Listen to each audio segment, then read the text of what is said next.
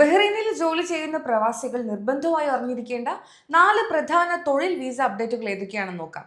ഇപ്പോൾ ബഹ്റൈനിൽ നടപ്പാക്കുന്ന ചില പുതിയ നിയമങ്ങളും മാറ്റങ്ങളും പ്രവാസികളുടെ ജോലി, വീസ, കുടുംബ സാമ്പത്തികം എന്നിവയെല്ലാം സ്വാധീനിക്കുന്നവയാണ്. 2024-25 വർഷങ്ങളിൽ കൊണ്ടുവന്നതും ഇപ്പോഴും പ്രാബല്യത്തിൽ തുടരുന്നതുമായ നിയമങ്ങളാണിവ. ഒന്നാമത്തെ കാര്യം 6 മാസത്തെ വർക്ക് പെർമിറ്റ് ആണ്. നേരത്തെ ലഭിച്ചിരുന്നത് 1 വർഷത്തേക്കോ 2 വർഷത്തേക്കോ ഉള്ള പെർമിറ്റുകളായിരുന്നല്ലോ. പക്ഷേ ഇപ്പോൾ short term projects, temporary contracts അല്ലെങ്കിൽ പരീക്ഷണാടിസ്ഥാനത്തിലുള്ള ജോലികൾക്കായി 6 മാസത്തെ പെർമിറ്റ് അനുവദിക്കുന്നുണ്ട്. ഇത് ഉപകാരപ്പെടുന്നത് ആർക്കൊക്കെയാണെന്ന് ചോദിച്ചാൽ ഷോർട്ട് കോൺട്രാക്ട് ജോലി ചെയ്യുന്നവർക്ക്, അതുപോലെ സീസണൽ വർക്ക്, കമ്പനി ഇവാലുവേഷൻ പീരിയഡിലൊക്കെ ഇത് ഉപകാരപ്പെടും. പക്ഷേ ശ്രദ്ധിക്കണം, ഇത് ജീവനക്കാർക്ക് ലോങ് ടേം സ്റ്റെബിലിറ്റി നൽകുന്ന ഒരു പരിഷ്കരണമല്ല, എംപ്ലോയർക്ക് ഫ്ലെക്സിബിലിറ്റി കിട്ടുന്ന ഒരു മാറ്റമാണ്. രണ്ടാമത്തേത് വിസിറ്റ് വിസ വർക്ക് വിസ ആയി കൺവേർട്ട് ചെയ്യുന്നതിനുള്ള നിയമമാണ്. പ്രവാസികൾ വിസിറ്റ് വിസയിൽ ബഹ്റൈനിൽ കയറി സ്പോൺസറെ കിട്ടിയാൽ വർക്ക് വിസയിലേക്ക് മാറാറുണ്ടായിരുന്നു. പക്ഷേ ഇപ്പോൾ ഈ കൺവേർഷൻ പ്രക്രിയ കർശനമായി നിയന്ത്രിച്ചിട്ടുണ്ട്.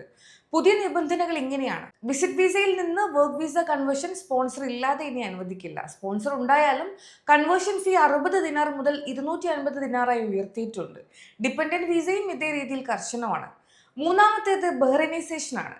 ബഹ്റൈൻ സർക്കാർ ബഹ്റൈനൈസേഷൻ അഥവാ ദേശീയരുടെ ജോലി സംരക്ഷണം ശക്തമാക്കുകയാണ്.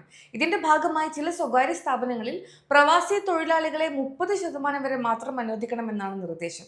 ഇപ്പോൾ ഇത് നിർദ്ദേശഘട്ടത്തിലാണ്, പക്ഷെ നടപ്പാക്കിയാൽ എക്സ്പാറ്റ് ഹയറിംഗ് കർശനമാക്കും. ഇത് പ്രവാസികളുടെ ജോലി വിപണിയെ നേരിട്ട് ബാധിക്കും. നാലാമത്തേത് ഡിപെൻഡന്റ് വിസ റൂൾസ് സ്പോൺസർഷിപ്പ് ഇനി ബുദ്ധിമുട്ടായിരിക്കും. ബഹ്റൈനിൽ കുടുംബത്തെ കൊണ്ടുവരാനോ ഡിപെൻഡന്റ് വിസ റിന്യൂ ചെയ്യാനോ ഇനി കൂടുതൽ ഉയർന്ന സാലറി ക്രൈറ്റീരിയ വേണം.